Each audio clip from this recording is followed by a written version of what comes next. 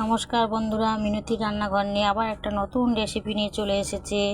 দেখুন, পালক পনির শীতের সময় খুবই ভালো লাগে খেতে। দেখুন, পালং শাকটা ভালো করে আমি ধুয়ে নিয়েছি, নিয়ে কাঁচা লঙ্কা দিয়ে আমি সেদ্ধ করে নিয়েছি, নিয়ে ঠান্ডা জলে দিয়ে দিয়েছি, কালারটা ভালো থাকবে।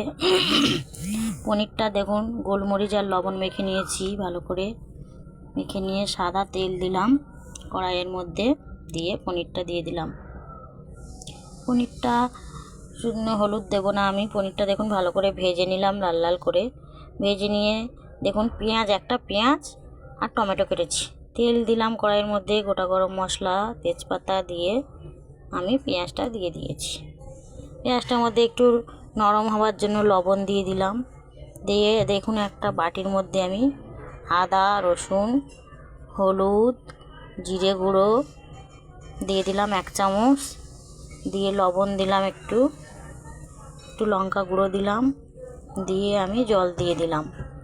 কড়াইয়ের মধ্যে দেখুন পেঁয়াজ দিলাম, পেঁয়াজ দিয়ে টমেটো দিলাম, মশলাটা দিয়ে দিয়েছি। পালং শাকটা দেখুন বেটে নিয়েছি, বেটে নিয়ে আমি দেখুন ওর মধ্যে দিয়ে দেবো, দিয়ে ভালো করে কষবো আমি। যতক্ষণ না ভালো করে কষবে ততক্ষণ গন্ধ ছাড়বে। দেখুন পনিরটা আমি দিয়ে দিয়েছি, দিয়ে পনিরটা নরম হবার জন্য একটু ভেজে নেব সামান্য, নিয়ে আমি গরম জল ব্যবহার করব, সামান্য গরম জল দিলাম। গরম জল না দিলে ভালো লাগবে না।